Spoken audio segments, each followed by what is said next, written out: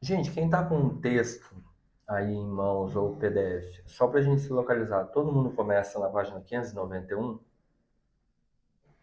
Se alguém Gente, não se come... tiver o texto, consegue mandar aqui? Porque eu não consegui achar o PDF. Como que eu mando aqui, você sabe? Você tem ele PDF aí? Tem. Aí mesmo, Docs. Docs? Uhum. Deve ser.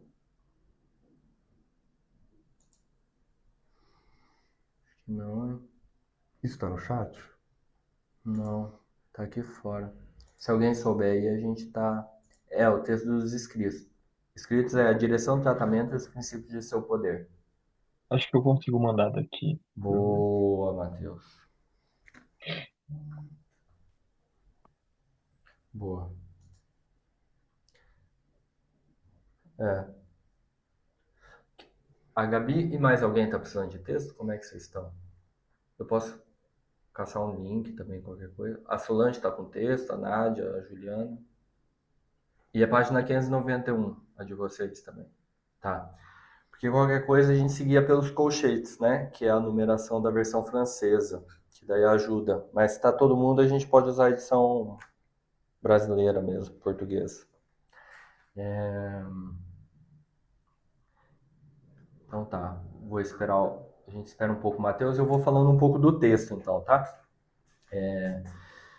O tema, para quem. Olha, eu não posso minimizar? Minimizar o quê? Ah, tá. Mas eu posso fazer assim. Uhum. Abre aí as pessoas para eu poder ver as pessoas. Gente, Eu... assim, eu vou abrir meu Docs, então eu vou perder vocês enquanto eu estiver falando. Aí, se alguém tiver alguma questão, dá um grito aí, alguma voz, que eu não vou conseguir ver vocês levantando o dedo, fazendo menção de fala, tá? Vamos ver se o Luca consegue abrir ele aqui. Daí eu fico com essa tela, com a tela dupla aqui para nós dois. Então, ó, o texto. Boa. O texto que chama Direção do Tratamento e os princípios de seu poder, né? Então, o que a gente foi vendo é que esse texto, o Lacan está discutindo uma ideia da técnica analítica, né? Então, olá, Nádia, oficialmente agora, boa, agora eu consegui te ver. Ele vai discutir oficialmente aqui a técnica psicanalítica e ele vai estar discutindo principalmente com o que ficou, essa parte dos pós-freudianos que ficou conhecida como psicologia do ego. E aí tem duas vertentes principais, né? Tem tanto essa versão institucional da IPA, que está lá na França, em Paris, e que o Lacan vai ter um problema político muito sério, que eu vou trazer uma linha do tempo rapidinho. Mas tem também essa psicologia que foi para os Estados Unidos, que é o Lowenstein, que foi analista do próprio Lacan, que tem a Melita Schmidberg, que é filha da Melanie Klein, o Hartmann, o Ernest Cris, que ele vai trazer aqui. Então tem algumas figuras que o Lacan vai estar dialogando aqui. Boa, Matheus. Que vai ser importante para a gente entender com quem que o Lacan está dialogando. Porque ele está refazendo uma técnica, mas ele está refazendo uma técnica muito batendo nos outros. Então, se a gente não entender exatamente em quem e por que ele está batendo, a gente perde um pouco a profundidade do texto. Tá? E os princípios do seu poder, que ele começa a mostrar uma certa perversidade que tem assim na técnica, tanto em o analista poder exercer um poder perante o paciente, quanto as instituições exercerem poder perante os analistas. Então ele está denunciando um pouco esse momento. E a gente vai ver que o Lacan está num movimento bem corajoso, assim, porque em 53 ele sai da Société Psychanalytique de Paris, que é a instituição principal da IPA, para fundar, junto com a Doutor e o Lagache, uma outra instituição, né? Que é a Société Française de Psychanalyse. E ali eles ficam lutando por anos pelo reconhecimento da IPA como uma escola oficial. Então a gente pensa assim, ele sai em 53, esse texto é de 58, e em 63 a instituição toma um veredito final após várias visitas que a gente aceita vocês na IPA, mas para a gente aceitar vocês na IPA, vocês vão ter que tirar o Lacan e a François adotou. Mas é principalmente em torno do Lacan essa questão, né, por conta do tempo variável de sessão, os seminários dele, algumas questões teóricas, enfim, o tanto que ele batia na IPA, né? E por fim, é fundada essa escola que é afiliada à IPA. E daí o Lacan interrompe o que seria o seminário 11 dele, né? Os nomes do pai, que ele dá só uma aula, e começa aí oficialmente o seminário 11, os 4 conceitos fundamentais, anunciando então a excomunhão dele, né? Que é assim, eu estava numa escola, fui traído pelas pessoas muitas próximas a ele, e agora eu sigo com outra escola, né? Que é a escola da causa freudiana, que ele passa a advogar a partir dali.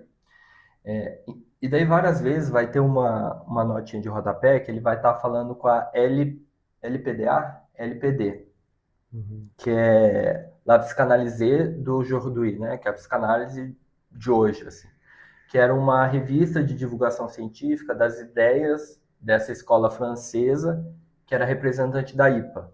Então ele está tentando justamente mostrar esses desvios da técnica freudiana, né? Então é um texto que a gente entende bem esse retorno a Freud aí de Lacan, tá? Aí eu vou começar aqui na página 592, tá? Que ele vai começar a trazer então o que é a direção do tratamento, né? E ele vai fazer uso dessa referência um pouco católica que a gente tem de direção da consciência, né? O Lacan no seminário 7, no seminário 8, vai bater um monte dessa ideia de bem, né? O bem que os platônicos colocavam nesse lugar do vazio, e vai questionar, né? Que o analista não está ali para uma imposição moral ou para um catequismo, né? Que o que ele tem a seguir é só uma lei, né? Que é a regra da associação livre. E daí ele faz uma menção ali à própria associação livre, já tem uns preconceitos de quem chega para análise para a gente, né? Que ainda mais hoje em dia, né? Já tem ali no contexto lacaniano. Quando alguém chega para análise para a gente, já pressupõe o que é a associação livre, o que é estar frente a um psicanalista.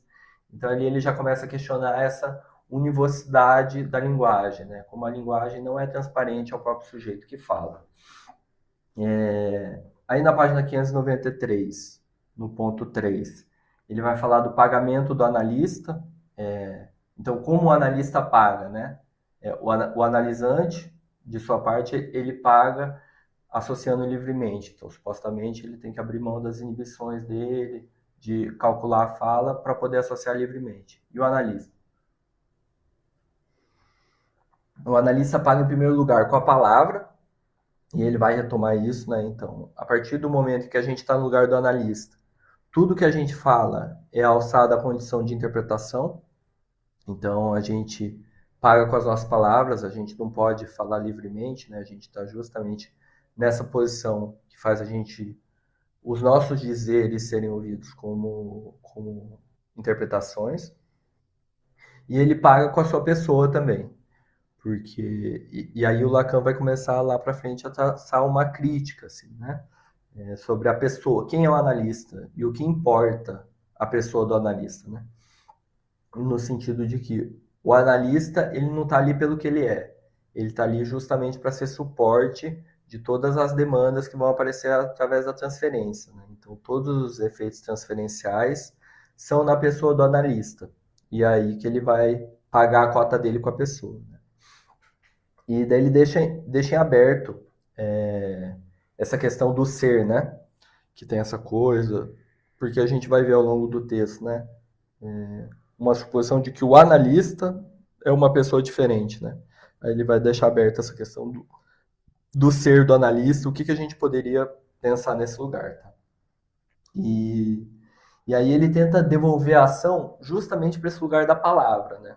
Então ele fala assim, por muito tempo o analista foi pensado e tem sido pensado, por exemplo, dentro da IPA, como quem o analista é, né? Que vai cair nessa coisa do eu forte do analista, do eu sadio, da adaptação à realidade, o analista como um fiador do que seria uma realidade, né?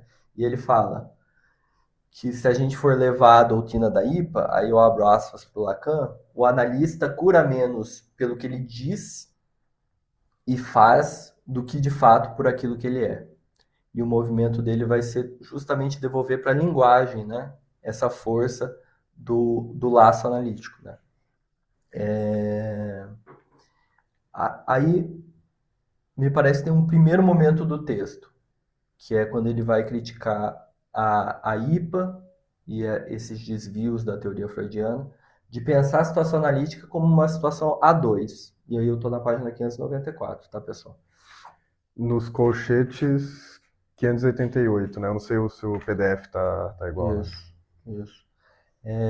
Aí ele traz, por exemplo, a expressão, né? O adestramento do eu fraco, né? O analista nessa posição de treinar o eu do paciente para ele poder viver melhor, se adaptar melhor à realidade, né? Então aqui ele está criticando um pouco essa psicologização, assim, né? De ver só a situação analítica como uma situação a dois e também esse lugar do eu ganhar um destaque muito grande, né? E aí é fruto de uma interpretação freudiana da segunda tópica, né? Eu acho que o texto é de 21, quando o Freud vai definir, então, o eu, o supereu e o isso. E ali há algumas leituras, e para quem já leu o texto, por mais que o Lacan vá bater, eu acho que é uma leitura que cabe, como se o eu ganhasse mais proeminência na situação analítica do que o isso, do que o inconsciente, né? Então, o inconsciente, para o Lacan, estruturado como uma linguagem, voltar para o inconsciente é voltar para a linguagem, que é voltar para a dimensão da palavra, e sair aí de todos os enganos que ele vai apresentar ao longo desse trabalho, que é esse encontro a dois. Achar que a situação analítica é um analisante e um analista, e que o que vai se passar vai ser sempre nessa dinâmica, tá? E daí, para começar, aí eu vou para a página 595. Tudo bem por aqui, gente? É que vocês vão ver ao longo do tempo que eu sou... E com o Luca, isso fica mais acentuado, porque o Luca ele é um cara muito pacífico, silencioso e calmo. E eu sou uma pessoa mais colérica, falante. Então, se eu desatar a falar, vocês me cortem, pelo amor de Deus. Na 595, ele vai usar a partida do Bridge, que é um jogo inglês de carta, e vai fazer a crítica à noção da contra-transferência, que era uma coisa muito usada na época, né? Só, imagino que todo mundo saiba, né? Mas a contra-transferência é supostamente os sentimentos que o analista tem em relação ao paciente, né? Essa transferência seria o paciente em relação ao analista, a contra-transferência seria a via contrária. E o Lacan vai começar a falar que essa noção de contra-transferência, ela é uma noção necessária a partir do momento em que você vê a cena analítica como uma cena 2. Então, ela é um fruto lógico necessário dessa concepção errada. Então, o problema está nessa concepção anterior de ver como uma situação dual, né? O problema ele não está só na noção de contra-transferência, né? Ele já está o problema já é a noção de transferência que carrega, que faz surgir essa noção de contra-transferência, né? Que aí é o que ele vai desmontando um pouco essas diferentes concepções de transferências, essas diferentes leituras que são feitas a partir do Freud, né? Isso. Daí tem uma citação aqui da 595 que eu acho muito boa. Ele tem alguns trechos nesse texto que são muito bons, assim. Que ele coloca, né? Jogar os sentimentos do analista para supostamente equilibrar o prato da balança analítica atesta uma consciência pesada que se correlaciona com a renúncia em conceber a verdadeira natureza da transferência. Então aí o Lacan vai usar o bridge para falar que se tem um lugar que o sentimento do analista deve estar, é na posição do morto, de não participar do jogo. E aí ele vai fazer ali toda uma analogia bacana com o jogo, que é uma mistura de... É um jogo de cartas, né? eu não sei quem conhece Fodinha, assim, é uma mistura de Fodinha com FreeCell que tinha no computador, assim. Pelo que eu vi por cima, tá? Eu não sou um grande conhecedor do jogo, assim. O jogo do buraco tem um morto também, né? Tem. E então é isso, né? Porque e aqui a contra-transferência, ela entra como uma. Porque qual que era o princípio de poder aí que envolvia a contra-transferência, né? A partir do momento em que eu anuncio alguma coisa, seja da minha vida, seja da lógica transferencial, o analista, a partir do momento que ele percebe sua contra-transferência, o manejo à época era comunicar ao paciente. Então, tem algumas abordagens psicológicas que fazem isso, que é no sentido, eu estou me sentindo amedrontado com a sua presença. O que você acha que isso diz respeito a você? Ou você não acha que as pessoas se sentem assim?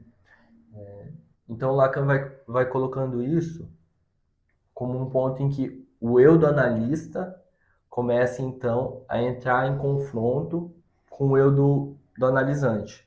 Porque o analisante pode negar essa percepção, né? Que é uma grande querela que tinha, né? Com algumas falas do Freud, por exemplo, né? O Freud fala, pô, a gente às vezes vê a confirmação da nossa interpretação justamente quando o paciente nega veementemente, né? Ele fala, não é isso, não é isso. E daí criava aquela coisa de, pô, o analista sempre está certo, então. O analista sempre está certo. E daí o Lacan vai mostrando que é justamente a contra-transferência que entra nesse lugar, do analista começar a ser esse representante da realidade. Tá? Aí ele vai trazer uma. Aí ele vai entrar um pouco na teoria, assim. Ele vai trazer o Harman, o Chris, o Loewenstein, para criticar tanto o analista como quem detém um saber sobre a realidade, né? O princípio da realidade, quanto vai trazer essa questão do ego autônomo, né? Então, o que eles tiveram que fazer de malabarismo para justificar essa relação dual, né? Eles criaram o ego autônomo, que seria que dentro de cada um de nós existe um núcleo que é isento de conflitos. Então, o trabalho do analista seria paulatinamente, a partir do eu forte do analista, que se ofereceria para ser identificado com o eu fraco do analisante, chegar nesse ego autônomo, que seria um lugar onde a gente não teria conflito, não teria patologias do contato, das relações de objeto. Né? Então, o Lacan vai colocar na página 596 como isso está ligado a uma certa culturação da psicanálise junto à cultura estadunidense, do American Way of Life, do ideal de happiness e tal. Ele vai avançar por aí. Que é bem contrário ao que ele já começa a dar pistas um pouco da noção da posição do analista para ele, né? Que é quando ele fala da estratégia, da tática e da política, sendo a política a ética, que é uma posição, essa posição do morto, do falta ser, né? Do analista. Sim, que o analista não está ali para ser um modelo, né, a ser seguido de uma pessoa isenta de conflitos, né? Que ali mais para frente no texto vai entrar naquela querela do pré-genital e da genitalidade, né? Mas ele está justamente ali na posição de morto, né, para deixar o inconsciente aparecer. Aí ele traz na página 598 a parte sadia do eu, né, como uma resposta, né? Então, se a transferência, porque o Lacan ele vai fazer algumas ponderações nesse texto de o que é a transferência e o que é o analista na transferência. É quem se vale da transferência para interpretar, é quem dissolve a transferência, enfim, é quem a partir da transferência consegue dar outros encaminhamentos para as relações de objeto do paciente. Ele dá umas 5 alternativas, assim, né? E ele fala, tá, se é uma relação dual, e se tem um eu que está no comando e que insiste com o sintoma, como que o analista conseguiria insistir com a cura? Como que daria essa relação dual se são só dois termos que estão em jogo? E dele traz a questão da parte sadia do eu. Em todo mundo haveria uma parte patológica e uma parte sadia do eu. E é justamente com essa parte sadia do eu que supostamente o analista teria que fazer a aliança terapêutica. Então, em algum momento, a gente teria que, com a ajuda desse eu sadio que está no outro, uma dúvida em relação a alguma coisa, ou uma certeza que nos vale ali naquele momento, poder fisgar isso a nosso favor, né? Então ele vai mostrando o que tem de princípio de poder aí. O analista ele não está, e ele fala depois literalmente, né? O analista não está preocupado em fazer análise, está preocupado no paciente voltar semana que vem. Então ele está o tempo todo insistindo nessa diferença, que não é o assentimento do sujeito que vai garantir que você está fazendo uma análise. Aí ele vai, na página 600, ele vai começar a trazer o significante, mas é um texto que traz bem pouco significante, assim, para quem não é muito familiarizado com a teoria e com a lógica do significante, né? Eu acho que é um texto que dá para prescindir dessas noções, assim, por mais que seja central na doutrina lacaniana, né? Que ele vai, então, começar a fazer esse retorno para a linguagem, né? E aí ele traz uma coisa que é muito interessante, assim, porque ele fala, o inconsciente é estruturado, acho que radicalmente, como uma linguagem. E ele fala que uma coisa que ele vai negar lá para frente, ele não fala com tanta veemência, mas é interessante ver ele falando em 58, que é, o inconsciente funciona,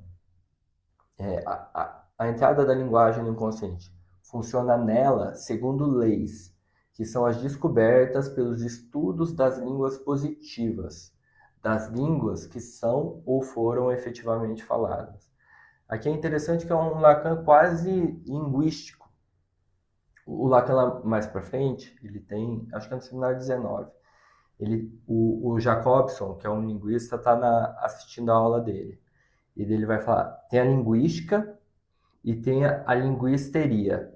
O que eu faço é linguisteria. Então ele vai abandonar esse campo da linguagem efetivamente falado para se concentrar na estrutura, pensar como um sujeito pode habitar essa linguagem, né? Enfim, a gente pode falar de estruturalismo um pouco, né? Do Saussure, do Lévi-Strauss. Mas a sacada do Lacan é justamente conseguir alojar um sujeito aí enquanto intervalo, ou enquanto falha da estrutura, ou como resultado da estrutura, né? Então, deixa eu só aceitar a tâmara. Então, já vou situar a tâmara aí, só ela aparecer. Então, o que o Lacan vai fazendo aqui é muito mais confiando numa linguagem propriamente encarnada do que numa estrutura da linguagem que vai dar mais margem lá para frente, e aí ele traz o Fordá, né?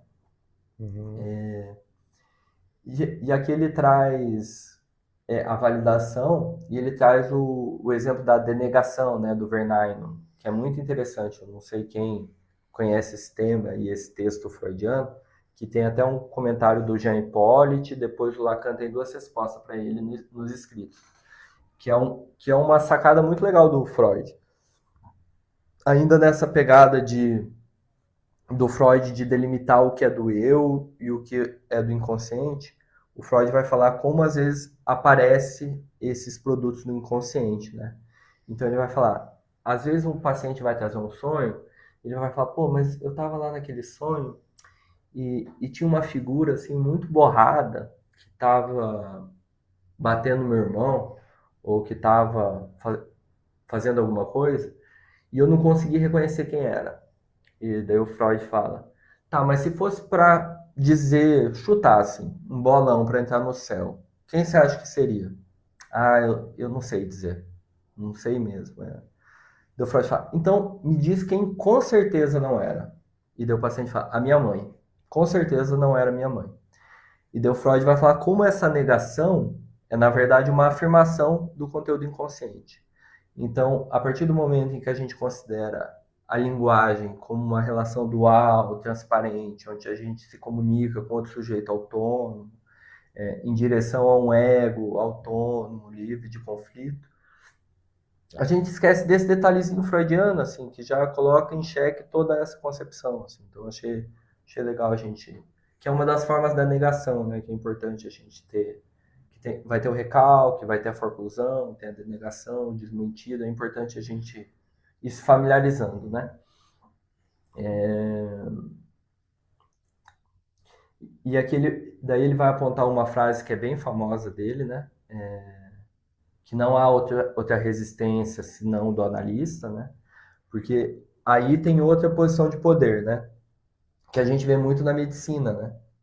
Eu não sei quem tem proximidade com a medicina, mas falam muito da adesão ao tratamento, né? O paciente não aderiu ao tratamento. E daí o Lacan está apontando.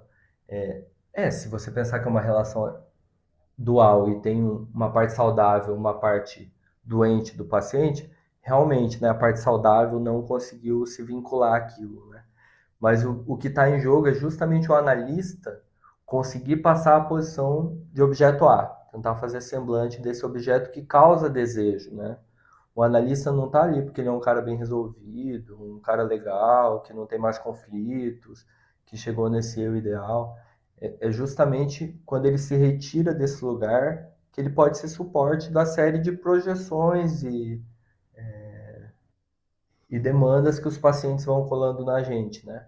Ao longo de um tratamento analítico. Falei um pouco, eu queria pegar uma água também. Tá, não, eu digo só objeto A para relacionar com o que a gente estava falando antes, que tem a ver com essa posição de morto, com essa coisa do falta ser, né? Pensando aí que objeto A pode ser uma coisa muito abstrata, talvez. Boa. Pego lá. Pega lá. Poder comentar, eu só queria comentar. Tinha uma coisa que vocês falaram na época que a gente estava lendo essa parte, que era sobre como a gente não seria. Que o analista nesse lugar ele não teria um eu, né? Tipo, que a ideia é que você faça análise suficiente para que você se apresente como sujeito, não como um eu mesmo. Para que aí o paciente possa projetar em você e tudo mais. Acho que faz sentido para mim, olhando assim. Aham. Gente, estamos todos aqui, estamos todos acompanhando. Como é que vocês estão? Tô acompanhando. Boa. Eu tô com pensões da minha gata destruindo minha casa, então eu tô. Justo. Para mim também tá perfeito. Estou acompanhando aqui e aprendendo. Tá. Ju, Solange, tá dando pra pegar, tá muito rápido. Porque eu tô tentando dar um contexto, mas às vezes fica um pouco maçante também. Por isso que eu queria ouvir um pouquinho de vocês, o quanto Mas de bom. bastante não tá, Não, tá super tranquilo, Ana, né? tá bem tranquilo. Muito obrigada, tá ótimo. Tá.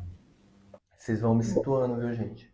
Além de falar muito, eu sou meio carente, então eu gosto de ouvir fala dos outros e tal. Calma aí que agora eu abri vocês aqui e eu perdi o texto. Não dá para minimizar. Ok, vamos voltar pro texto. Não é outra resistência à análise, não do próprio analista que você falou aí, né?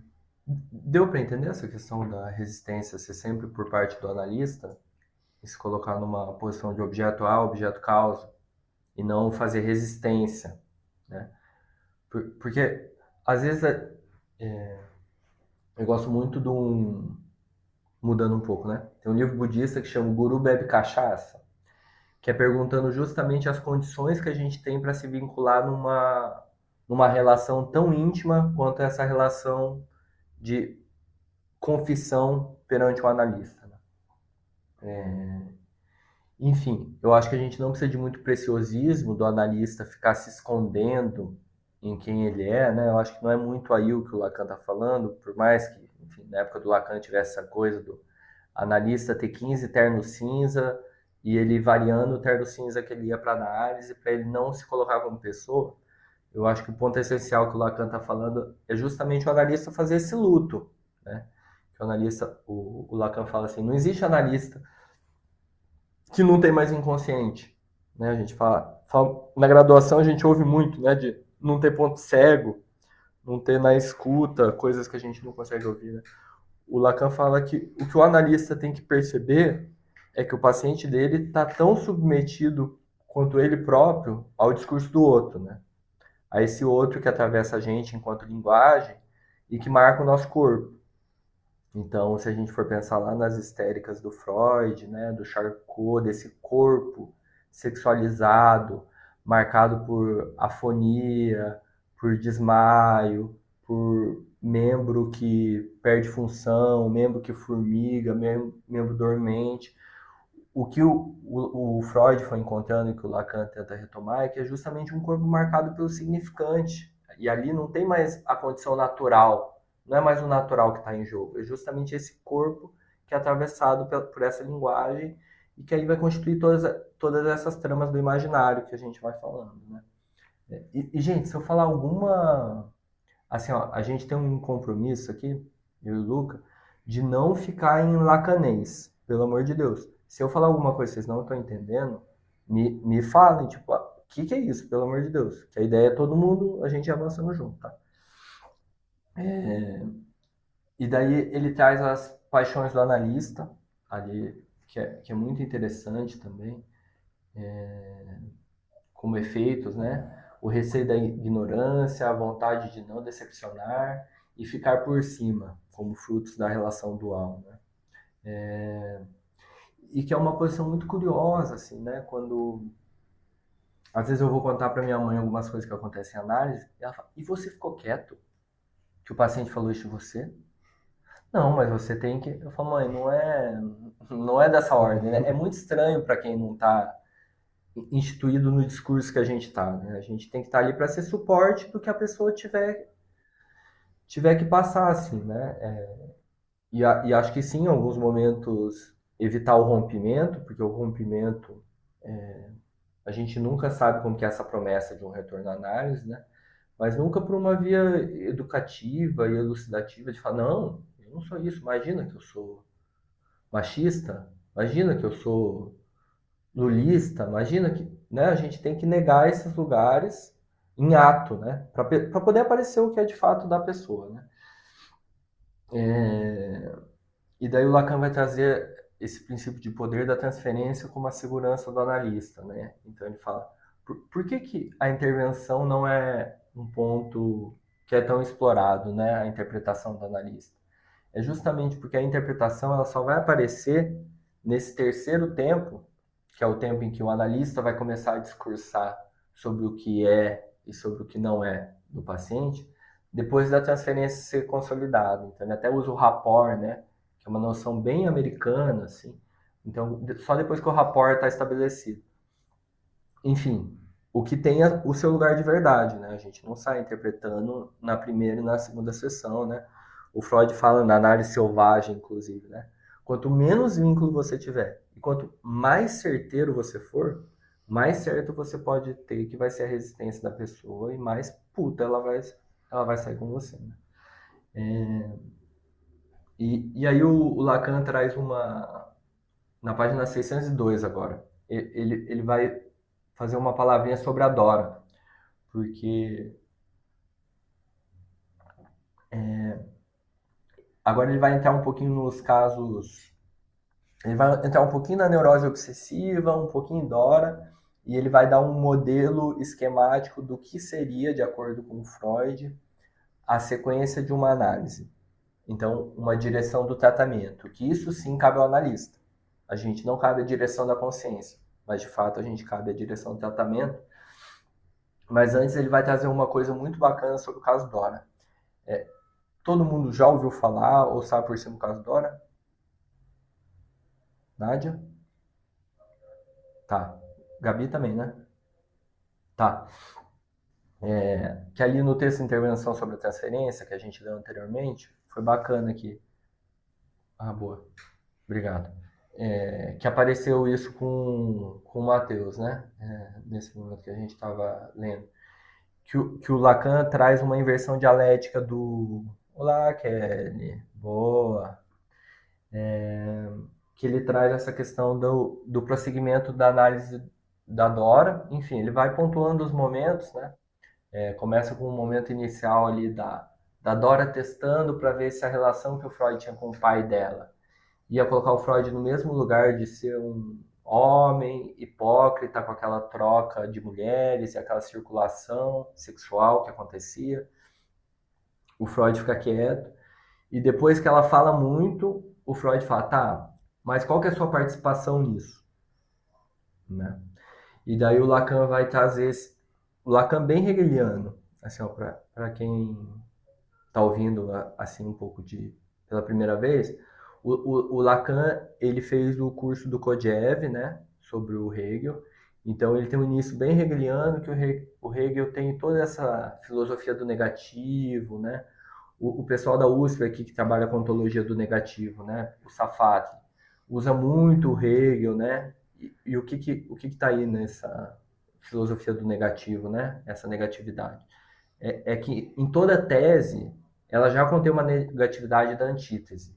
E que essa tese e essa antítese vão avançando num trabalho dialético até chegar numa síntese final, que seria o saber absoluto, né? E que para o Hegel a gente chegou no final da história, né? O Hegel falou, a gente viveu a história e a gente chegou no saber absoluto, ou seja, o fim da história, não tem mais para onde caminhar o saber. A filosofia está morta, né? Enfim. Tem algumas teorias que vão defender isso, que o caminho da filosofia já terminou, a gente já alcançou o saber absoluto. E o que a gente vive agora é só as consequências do fim da história. Assim. E daí ele vai destacar essa coisa da bela alma, que é uma coisa muito interessante que a gente vê em análise. Assim. O Lacan coloca da histeria, e aí eu acho que a gente, enfim, cada um pode olhar na sua clínica, né? Que é a Dora repetidamente contando o que estava acontecendo ali na análise dela, né? A gente começou às 6 horas, né? Meu Deus. Contando o que acontecia na análise dela. E daí, no momento em que o Freud coloca, tá, mas como que você participou da construção disso tudo, né? Essa posição da bela alma, que é aquela bela alma que fica pairando sobre o mundo e falando, fulaninho é assim, ciclaninho é assim, o outro é um perverso, não sei o quê. Justamente o Freud tira a Dora dessa posição de bela alma e fala, tá, e você no meio disso tudo? E o que ele começou a ver foi que não só ela era vítima daquilo, não só ela era cúmplice, como ela ajudou ativamente a construir. Ela era o personagem que mais sofria naquilo, cuidando dos filhos do Sr. K, ficando com a Sra. K quando a mãe dela achava que não sei o quê. Então a Dora se desdobrou por esse sintoma. E daí o Lacan tem uma coisa muito genial, né? Porque o pessoal dizia muito então vamos adaptar a gente ouve isso ainda hoje, né? Vamos adaptar o sujeito ao seu meio, né? Para ele viver melhor e tal. E o Lacan vai apontar, é o contrário. O que o neurótico fez, ele está muito bem adaptado à realidade dele. A Dora estava muito dentro dessa relação sintomática ali que os 5 tinham. E a posição do analista, né, pensando no significante, que hoje a gente se aliena no significante, né? Eu sou o Guilherme que vou vir e falar um monte aqui. Aí eu fico tranquilo, né? Eu tô alienado nesse significante. Eu venho e falo. Eu não tô nem aí pra cara de vocês. Eu venho e falo mesmo. Minha função é falar. Ou a gente se separa desse significante, que é o lugar do desejo. Eu falo, pô, não sei se eu sou o Guilherme que tô aqui pra falar, mas que é o lugar da angústia. Bom, o que essas pessoas estão pensando de mim que comecei a falar igual um louco? Então, esses dois movimentos do significante, né, de alienação e de separação, que vão permitir os avanços em análise, né? Aí ele começa a entrar um pouco na neurose obsessiva. Nossa. Tem o caso do Cris, né? No Homem dos Ratos ainda. Mas a gente deveria ir para o Cris, né? Se a gente fosse mais rápido. Mas eu vou tentar ser bem breve, tá? O Lacan, ele traz uma intervenção sobre a transferência também, a função que tem a gente interpretar a transferência. Ele fala, a interpretação da transferência, e aqui ele está expandido para a interpretação, muitas vezes pouco importa se ela é exata, se ela tem qualquer correspondência à realidade. Então, no caso Dora, ele falava, o Freud falou que devia ter interpretado a transferência, a Dora só saiu porque ele não interpretou a transferência naquele momento. E o Lacan vai falar, talvez ele interpretasse e ajudasse a Dora mesmo, porque aí a Dora ia avançar em torno do que ele falou e não ficar preso naquele momento que o Freud está apontando para o objeto do desejo dela, né? Falando, o que você quer na verdade é o Sr. K. Tudo que você está fazendo aí, você está bailando, dando uma volta, rodeando, mas é o Sr. K o objeto do seu desejo, né? Esse sonho que você teve com fumaça e com o Sr. K aponta justamente para o seu desejo, né? Então aqui ele vai trazer o caso do homem dos ratos, né? E aí só para eu dizer uma palavrinha sobre o obsessivo, então. E daí eu já falo o esqueminha básico, e daí eu digo uma palavra dos meus frescos e acho que a gente avança. Que o Freud começa a ouvir Homem dos Ratos, todo mundo mais ou menos já ouviu falar, assim, de orelha. Tá. Tá bem, Nádia, tá bem. Não, é que a gente tinha pensado, discutindo, não, eu acho que dá uns 40, 50 minutos falando, apresentando, e daí a gente faz o resto de discussão, né?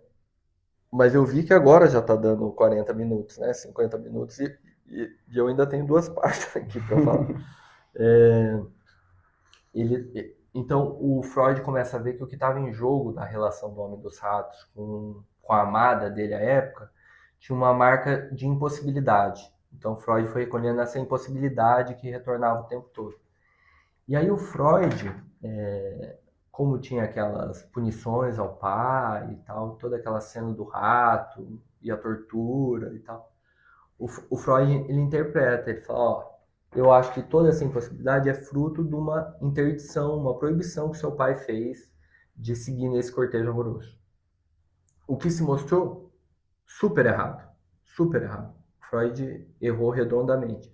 Mas foi só com essa intervenção que ele conseguiu que o paciente falasse do pai dele. E a partir do momento que ele começou a falar do pai dele, que o Freud notou que o esquema amoroso que uniu o pai do Homem dos Ratos com a mãe do Homem dos Ratos era muito parelho em algumas questões estruturais com o que unia o Homem dos Ratos com essa mulher que ele cortejava. Então Lacan fala, e mesmo quando é errado, essa interpretação pode estar certa. Então, a interpretação, ela está num nível hierárquico, no set analítico, que está muito acima dessas concepções que tentam colocar o analista é de tal jeito, deve ser de tal jeito, deve ser bondoso, deve ser calmo, paciente, enfim. E daí ele traz uma coisa muito boa, que ele é muito safado, né? Ele fala, o Freud teve uma intuição de uma coisa que eu descobri, né? Que é a função do pai aí na neurose obsessiva, né? A função que o outro. Então o outro pro obsessivo, e vai ajudar a gente a entender um pouco o Homem dos Miolos Frescos também, é essa posição do morto, né? O Freud vai definir as estruturas de acordo com a relação que cada um tem com o desejo, né? A histérica vai ser constantemente insatisfeita para manter o desejo aceso, e o obsessivo vai ser o tempo todo o desejo impossível, né? O que movimenta ele é justamente nunca poder alcançar o desejo, sempre tem que fazer mais um pouquinho. Não, mas eu não posso gozar ainda, eu tenho ainda que ir trabalhar amanhã. Não, mas depois que eu trabalho amanhã, eu ainda tenho que fazer a minha barba. Não, mas eu ainda tenho que perder uns 2 quilinhos. Não, mas eu ainda tenho que... Então, essa postergação é típica do obsessivo. E a histérica, né? O histérico é... você fez isso, mas isso eu pedi ontem. Hoje eu quero outra coisa. Que pena, né? Então, são duas formas de lidar com o desejo, mas de lidar com a linguagem. E o Lacan vai falar que o obsessivo, por excelência, ele lida com a linguagem de uma forma que é instituir o morto, uma linguagem morta, uma lei. E ele fala que nada melhor para significar isso, até pensando em totem e tabu, do que o pai, a figura do pai morto. Então ele vai ver nesse Homem dos Ratos esse aparecimento antes do tempo da relação do obsessivo com o outro, tá? Aí ele vai falar então um esqueminha freudiano, tá? Primeiro momento da análise, retificação das relações com o real, tá? Lembrando que a gente está em 58. 58, o real para o Lacan ainda é realidade, tá? O real ele vai passar a ganhar esse estatuto mais para frente. Seminário 8 já dá para ver algumas coisas, mas é mais o seminário 10 que a gente vai ver com mais força o real que a gente consagrou com o R maiúsculo, né, do RSI. Então ele está falando da realidade. E o que é a retificação da relação do sujeito com o real? Não é essa coisa de eu falar assim, Juliana, o jeito que você está lidando com a sua mãe é porque você é uma louca, filha. Sua mãe não está falando isso. Eu escuto sua mãe falando outra coisa. Eu não sou defensor da realidade, é justamente apontar a implicação do sujeito. Falar assim, Juliana, e nisso tudo que você me fala, onde que está um sujeito que deseja aí? Onde está o seu desejo, né? Apontar justamente para o desejo do sujeito, né? Ou o sujeito te traz tudo aquilo, né? Como que é lidar com... O Lacan vai trazer no seminário 11 a esquise do olhar, né? O olhar como objeto A por excelência. Como que é esse paciente que vem e fica contando ali no nosso divã, semana após semana, a mesma história, e só está lidando com o olhar? Porque muitas vezes o paciente vem e não endereça nenhuma demanda para a gente, né? Ele não fala assim, e o senhor, o que você acha que eu devia fazer com isso? Ou, Solange, o que você faria no meu lugar? Muitas vezes o paciente não faz isso, né? Ele fica falando, minha vida tá uma bosta. Minha família é uma bosta. E daí você fica assim, né? Então, como que é ter esse... É uma retificação de relação muito diferente. Você apontar o sujeito para a própria fala dele. E daí ele vai falar um segundo momento. Aí o desenvolvimento da transferência. Porque a transferência ela vai aparecer mais forte quando essas demandas começam a aparecer. Que é justamente, coloquei a Gabi no lugar aqui de uma irmã mais nova, irmã mais velha que eu tenho, né? Não quero falar que a Gabi tá mais ou menos acabada que eu, né, Gabi? Até porque a câmera tá boa demais aqui. Geralmente a gente faz com uma câmera mais ruimzinha e engana mais. Se te conforta, esses tempos eu teve um paciente que falou que eu tinha meia idade, que eu era uma psicóloga de meia idade. Então, assim, talvez eu esteja um pouco acabada mesmo. Entre os 15 e os 50 anos, né? Aham, por aí. Então, a partir do momento em que o analista é colocado numa estrutura fantasmática do sujeito, né? Então, ele encarna um lugar, a partir daí, a transferência começa a agir. E o Lacan vai falar que a interpretação funciona a partir desse lugar, nesse terceiro momento, né? E o que ele vai... Deixa eu admitir a Nádia. E o que ele vai apontar aqui acontece é que justamente essa psicologia do ego inverte essa ordem. Então, o analista passa a falar e ele passa a se ancorar nessa transferência que é dele ser um eu sadio, ele vai falando, para daí tentar retificar, mas é quase uma ratificação das relações com a realidade, que é a partir daí poder apontar para o sujeito o que é e o que não é.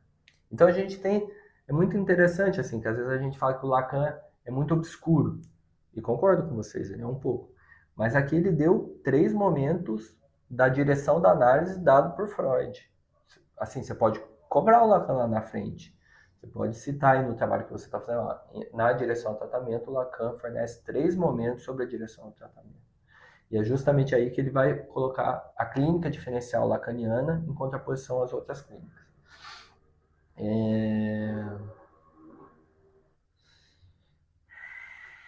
Vamos ver... Perfeito. Aí eu vou pular rapidinho para a página 610 só, que tem um tema muito importante. Não, eu vou falar do caso antes. Esse é um caso mais obscuro, tá? Vocês conhecem o caso do homem dos miolos frescos? Matheus, você eu sei que você conhece. Desculpa, eu nem entendi o que você falou dos malos. Eu tenho uma dicção complicada. Eu fazia fono quando eu era pequeno, eu tinha a língua presa. Tem um pouco ainda. É o homem dos miolos frescos. Tá. Kelly, não? Eu vi que você fez menção aí, mas não abriu o microfone. Tá. Ai, desculpa, gente. Tranquilo. Eu tô perdida aqui com mil tela aberta. Ah, faz muito tempo. Tá. Eu vou refrescar os miolos de vocês, então, tá? Ah, ok. Nádia? Eu tô aqui, gente, mas a minha câmera tá ruim. Tá, tá. Aí vai, volta, não sei o que que tá acontecendo. É o Fordar, né? Presença, ausência, presença, ausência. Então vamos lá. Esse aí é um caso que o Lacan teve acesso só pelo escrito, tá? O que que é? Ele é um pesquisador, o homem dos miolos frescos, tá? E ele tem uma inibição intelectual, que ele sente que ele é um plagiário, ele é um eterno plagiário, e por conta disso, ele não pode publicar nada, porque se ele publicar, ele vai justamente acabar com a carreira dele. Porque daí vão perceber, boa, a Nádia voltou, vão perceber que ele é um plagiário, e daí ele não vai continuar sendo um pesquisador. Então a resposta dele é não publicar nada. E aí ele tem uma primeira análise com a Melita Schmidberg, que é a filha da Melanie Klein, que tem, para quem não sabe, tem maior rolo dela com a Melanie Klein. Tipo, na época que teve as grandes disputas entre a Anna Freud, a Melanie Klein e os independentes, ela foi tipo uma verdadeira bitch, como diria minha irmã, com a mãe, e se mudou para os Estados Unidos depois, e ela ficou conhecida como uma das pensadoras dessa psicologia do ego. Aí ela atendeu esse rapaz, e ela gerou como interpretação o fato de que ele tinha um impulso de plagiar justamente para não plagiar. Desculpa, ele tinha a defesa, né? Esse é um impulso, né? De se tomar como plagiário, justamente para não plagiar, porque durante a infância ele teve experiências de delinquência infantil, de roubar guloseimas e afins. Então isso seria uma atualização desse sintoma e desse circuito pulsional. Passa um tempo, o Ernest Cris, que é outro representante da psicologia do ego, assume o caso. E daí ele faz um escrito sobre esse caso. E daí ele começa a falar, e ele tem uma teoria que ele vai da superfície para a profundidade. Ele fala, eu não espero chegar lá igual o Freud e estar tá na beira do precipício para empurrar o paciente, né? Que o Freud fala para a gente interpretar só quando o paciente tiver um passinho, né? A gente não faz interpretações absurdas, né? Ele fala, eu paro da superfície e eu vou avançando. E daí o que ele faz? O paciente fala que na real está produzindo um texto e vai publicar esse texto, e o paciente vai, publica esse texto. Passa uma semana, o paciente tem uma conversa com um colega de departamento, e ele vê que, na verdade, o texto dele é um plágio das ideias do colega. E dele entra em parafuso. E daí o que o Ernest Cris faz? Ele sai da posição de analista e vai para a posição de investigador da realidade. Ele vai lá na biblioteca, pega esse texto do Homem dos Miolos Frescos, e daí, nesse texto, ele verifica que não tem nenhum plágio para além desse plágio socialmente aceito que fazemos, né? Citações, apropriações de ideias com paráfrase, e tal, e tal, e tal. E daí o Ernest Cris retorna para análise e joga isso para o paciente. Fala, eu fui lá, vi seu texto, e tal, e tal. E o Lacan me parece que traz esse texto para justamente a gente entender a diferença que tem a realidade propriamente dita para o que o Freud falou de realidade psíquica, né? O disso que se dá em análise, esse terceiro da linguagem, do inconsciente que está ali, o sintoma como uma coisa para além de uma... A TCC fala muito, né? Crenças... como que é? Crenças verdadeiras e crenças falsas, né? Não é isso que está em jogo no sintoma, né? Não é uma reeducação do paciente. Eu acho justo, pelo menos, que eu tenho uns colegas psicólogos que trabalham com ABA, né? Agora eles estavam chamando de estudante. Eu acho justo chamar de estudante. porque não é paciente mesmo. Então, o que que ele faz ali? Ele vai averiguar, ele averigua e fala, ó, você não é um plagiário? E aí, o que que você achou disso? E daí o cara fala, cara, sempre que eu saio daqui, já há algum tempo, eu passo na ruazinha aqui cheia de restaurantes e eu fico com vontade de comer o meu prato preferido, que são miolos frescos, que é um prato típico lá da França, né? E daí o Chris, ele publica esse manuscrito, né? Ele vê isso como um sucesso da interpretação dele, né? E o Lacan vai apontar como um acting out. Ele vai falar, o que está acontecendo aí é justamente que o Chris não sacou nada e o pior é que o paciente não sacou nada. Porque se a gente for pensar, o acting out tem várias condições assim de acontecer, né? A gente poderia passar o dia falando sobre o acting out, né? Mas uma das dimensões é justamente esse não reconhecimento, uma não elaboração, né? Então ele não elaborou nada. Ele passou lá na frente e pediu esses miolos frescos, né? E daí o Lacan... Quer falar alguma coisa? O Lacan faz uma análise super legal, assim, da anorexia mental, né? E vai trazer o pai, o avô do Chris, e essa coisa da ideia ser do outro e não do sujeito. E o que que anima uma ideia em ser uma ideia nossa, e a dinâmica do obsessivo, que não vive, mas vive das ideias, essas ideias que fermentam, e às vezes chegam a putrefação na cabeça de tanto que ela é.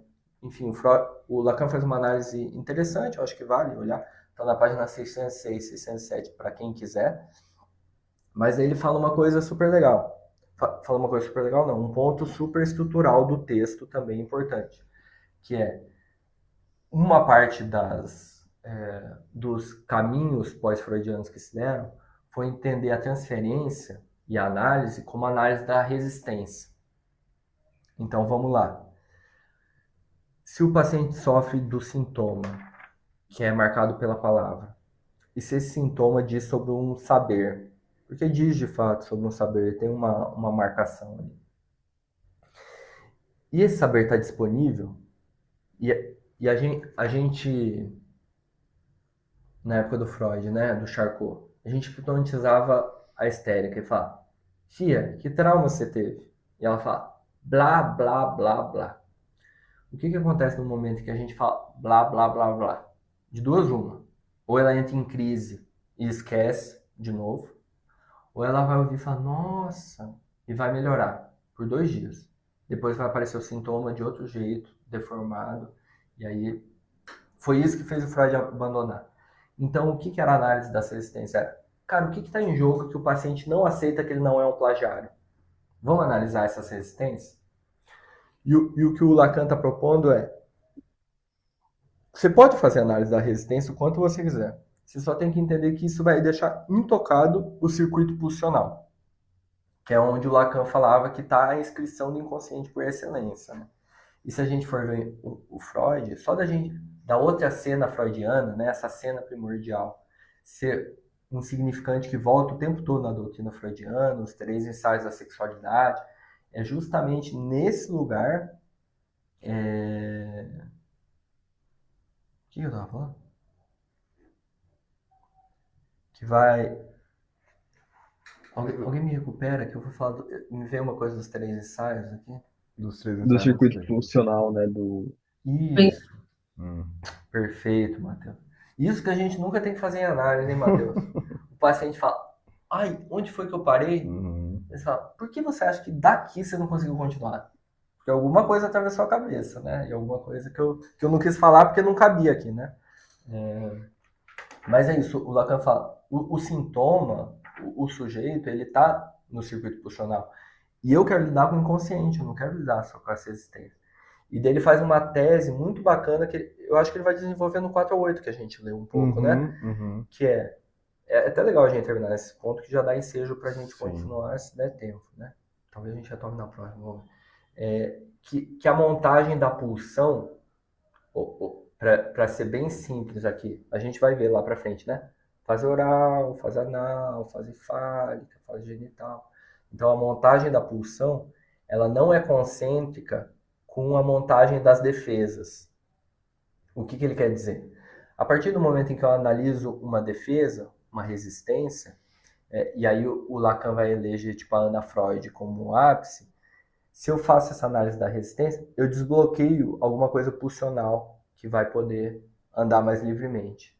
E o Lacan fala, não é concêntrica. Eu analisar a resistência, eu não estou analisando a pulsão. Então, no momento em que você se propõe que a direção do seu tratamento é a análise da resistência, você está deixando a pulsão intocada, você está deixando o inconsciente intocado. E eu acho que é isso, pessoal.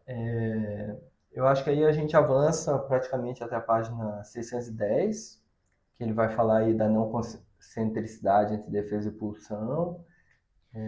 Talvez valha a gente falar um pouquinho antes. Porque no ponto 4 ele já está fazendo uma crítica à noção de transferência a partir dos teóricos da relação de objeto, né? No ponto 3, ele vai fazer uma crítica... Bom, no ponto 2 ele diz que ele vai fazer uma crítica de 3 leituras teóricas da transferência, né? Página 609, tá, pessoal? Isso. Para quem quiser acompanhar. Aí no ponto 3 ele começa a tecer essa crítica em relação à leitura da Ana Freud, em que ela tenta, isso que o Gui estava falando agora, em que ela tenta fazer esse paralelo entre a pulsão e a defesa, como uma pulsão parcial gera um tipo de defesa específica, né? Que aí tem uma frase que ele diz, né, que não tem outro fundamento, já que só se constitui pelo fracasso dessa solidariedade entre pulsão e defesa que isso se supõe. E aí, depois que no ponto 4, que ele vai começar a falar um pouquinho sobre a relação de objeto, né? Ele vai criticar a noção de defesa de relação de objeto.